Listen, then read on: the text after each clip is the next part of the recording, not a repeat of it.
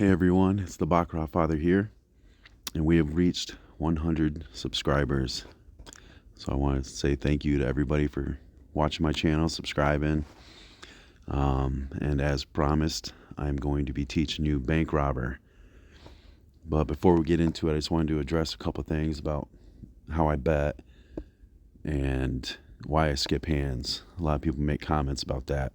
So if you don't want to hear it, you don't want to listen to the Baccarat Father talk, go ahead and fast forward a couple minutes because you're selfish.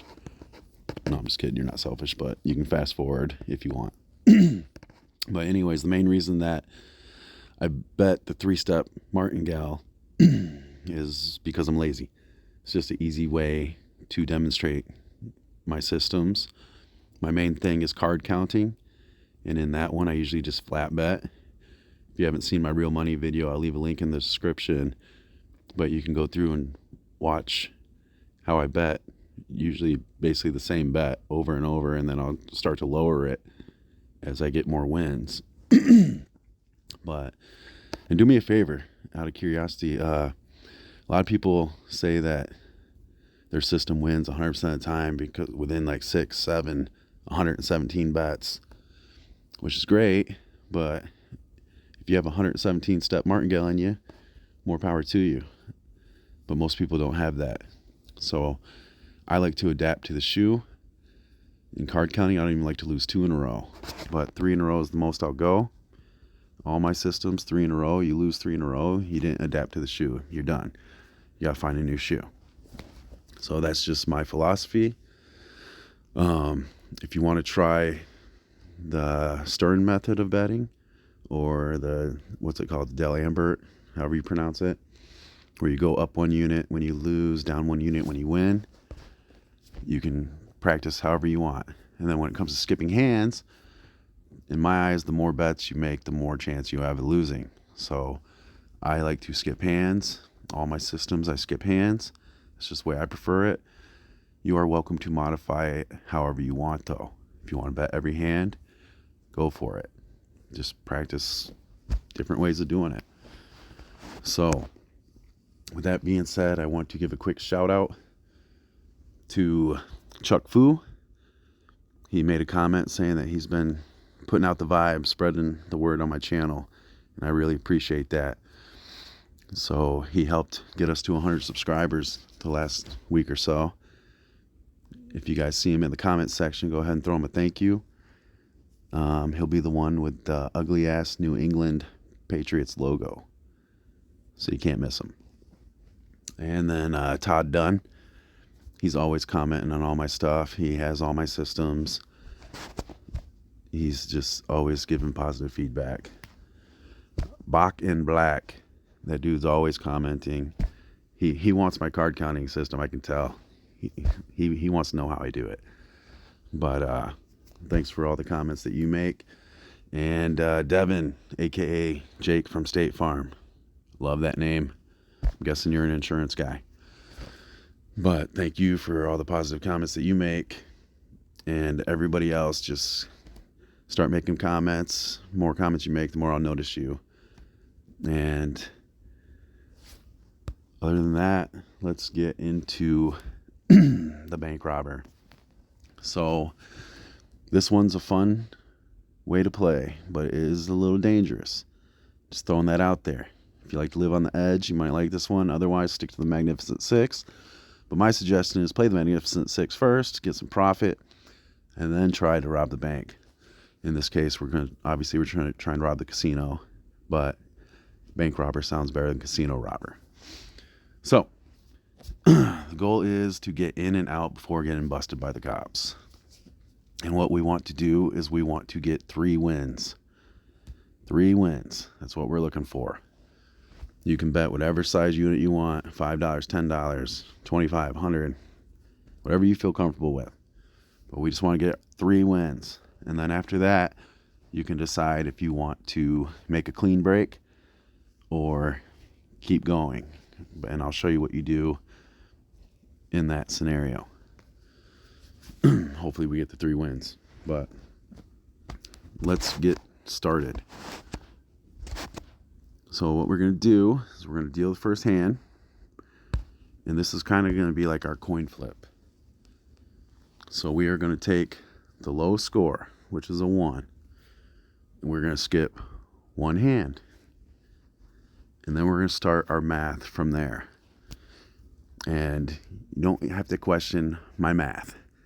Just, you don't need to know how the sausage is made, okay? Just go with it.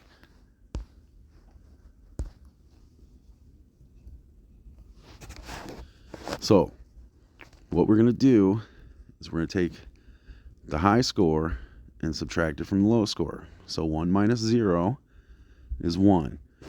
0 through 4 is the player. So 1 minus 0 is 1. We're on the player. 5 through 9 is the banker. And then what we're going to do is we're going to stick with the low score. Is going to tell us how many hands to skip. But we're going to skip no more than 4 hands. So if the low score is a 5, let's say the player has a 5 and the banker has a 7. 7 minus 5 is 2. We would skip 2 hands. Hopefully you guys understand that. I'm trying to explain it as clear as possible, Vincent. All right. He said that my last video I explained it clear as mud. But he's been nice ever since. So here we go. 1 minus 0 is 1. We're on the player. We're skipping 0 hands. Let's get started. 3 wins, people. That's what we're looking for. There's win number 1. So now we have 7 minus 6. That's 1. That's the player. Because the low score is a 6 and we don't go 6 hands, we're going to use 7 minus 6 is 1, skip 1 hand, back to the player.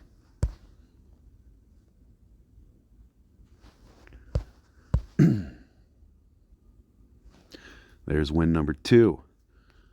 So we are 1 win away from escaping the cops. Sorry. 8 minus 2, that's 6. That gives us the banker. 5 through 9 is the banker. The low score is a 2. We're going to skip 2 hands and go to the banker to try to escape with our money.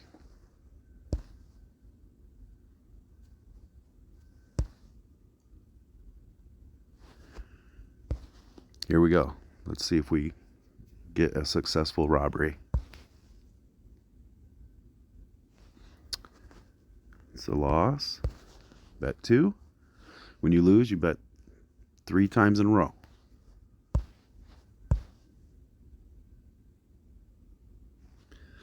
Uh-oh. Here's what it comes down to.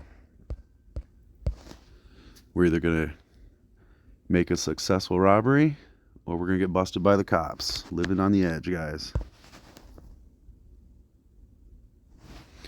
Woohoo! We got away with it. Wow, that was close. Like I said, it's a dangerous one. But now, we are in position where we can either take our money and run, or we can keep living on the edge and see how long we can avoid the cops. But here's what you do. You cut your bet in half. So if you're real money, if you're betting $10, you would cut down to $5. But now, we can only lose 2 in a row because we want to make sure we profit. So, we're going to keep going for the sake of this video and see how long we can go. So 1 minus 0 is the player. We're going to skip no hands. And we're going to bet $50 on the player. That's loss 1. So if we lose this, it's over. We got busted. And we got busted. That sucks. But it's, like I said, it's a fun system. Obviously, you want to go as long as you can. But like I said, you just get those first 3 wins, and you know that you're in profit no matter what. And then the rest is just trying to see how long you can go before you get busted. Or you can just end with your 3 wins. But hopefully you guys enjoyed this. Keep liking, subscribing, sharing, commenting. And I will see you guys in the next one. Talk to you guys soon.